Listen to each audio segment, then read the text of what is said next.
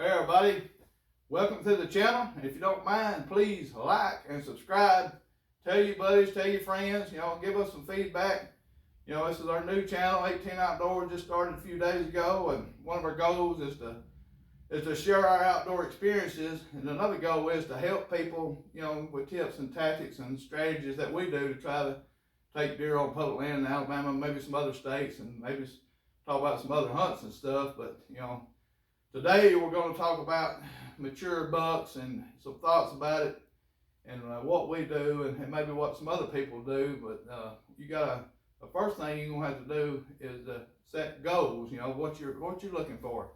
Are you looking for a monster buck, or are you looking for a respectable deer for the area, or what? And so to start out with, you need to make sure that the area you want to hunt or plan on hunting has got the type of buck you want to hunt. Do that by talking to biologists, other people that hunt there, looking in record books or whatever, and kind of figure out what you want to hunt. In Alabama, to me, a mature buck rack wise, we're getting hung up on racks, and everybody likes to kill big old rack bucks. Well, a 120-inch buck in Alabama is a dadgum good deer, especially on public land. A 150 is a monster in Alabama. You can compare that to a 180 or something up north. But so anyway, set your goal, what you want to shoot, figure out what area you want to hunt, public land, to what size frame you want, if you're bow hunting and stuff like that, kind of look at how the rut plays out and how it is in different parts of the state, and then set your goals up, maybe plan some vacation around specific times that you want to hunt. If you want to bow hunt, gun hunt, whatever, and play that out for your best odds. That's generally what we're going to try to do is play our best odds. We kind of chase the rut, do a little bit of early season hunting. So we're standing here in a wall of 4-year-old plus deer. She's going to pan around and kind of get you a good view. We've got my brother's big 18 point from Okmulgee up here too. So, and some other big old deer. But anyway, that to look for the deer like that, you're going to have patience, and you're going to have to change your mindset about hunting deer versus mature deer. So, and there's some things that's kind of different between hunting the north and the south. For a deer on public land in the south to make it to 4 or 5 year old, imagine what this deer has learned in its life. His run-ins with hunters, coon hunters versus deer hunters versus squirrel hunters, horse riders, hikers, or whatever, adjusting his life to that, and then and surviving, then learning all kind of different smells over the years that associates danger or humans or whatever. And then another thing is food stuff.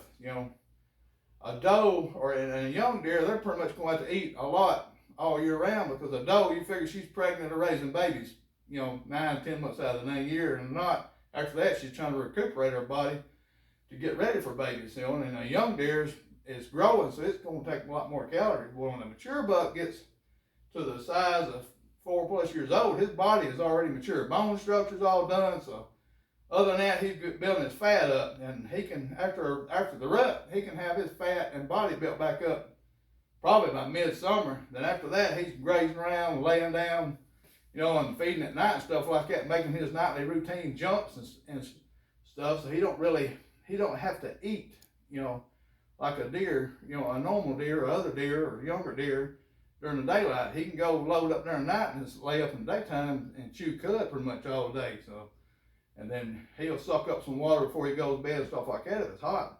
I've actually personally watched an 8-point that I killed with a bow sucking up on the ground like a vacuum cleaner, and I thought, what in the world is he doing? Anyway, after we got through skinning him and stuff, we found whole acorns in his stomach. So he just sucking up whole acorns.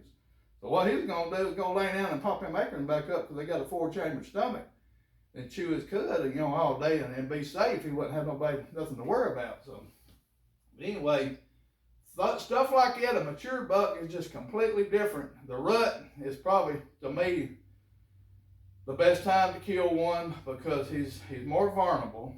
Okay, early season is going to have to be quick. If he wants to get acorns like that, once he smells people or whatever, that's going to be out. It's going to be tough. It's strictly going to be nighttime movement. It's going to be nocturnal again. So the best luck I've had early season is in the evenings, catching them coming down from bed, and I've not killed a deer 4 years old, maybe 3.5 years old, and that's with a bow early. And then plus, by the time Halloween rolls around, our deer's done changed their mindset up in their pre-rutting and stuff like that. So, but another chance is the rut, and then probably the other better chance, because I don't do it much, is late season. After the rut, you might catch them when they start building their body back up and the pressure's kind of come off in the woods, and they might move a little bit more in the daylight and it's starting to get a little bit colder, you know, because most of the hunting we have is pretty much over with, say, early February, and you know, the coldest weather we usually have is you know, February. We had some cold days this past year, and late December kind of changed some stuff up, but generally that don't happen. So, but anyway, change your mindset up on what you want to do as far as big buck hunting, because hunting deer versus mature deer is two different things.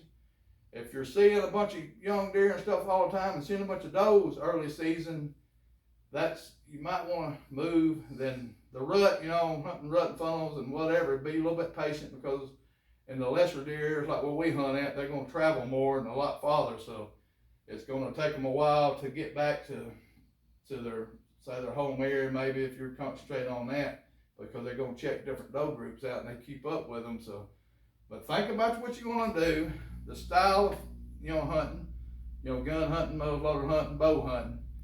Plan it out on what you want to do. If it's early season, muzzleloader season again, rut hunting, late season, and plan on spending some days. You know, right now we're starting our season now for this season. We're scouting. We've done found one shed. We're looking for trails, checking travel corridors, checking big tracks, you know, big droppers, trying to locate some individual specific bucks to target for the season, because, you know, early season I always try to pick out a specific buck that we found outside of our general area.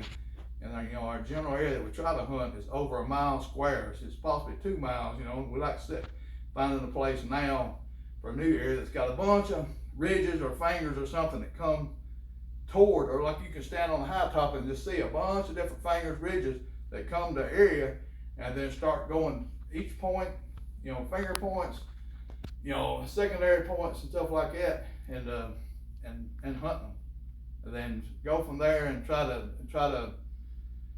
set your plan up and scout it and learn that area and get ready for hunting season. And good luck, and we'll see you on the next video.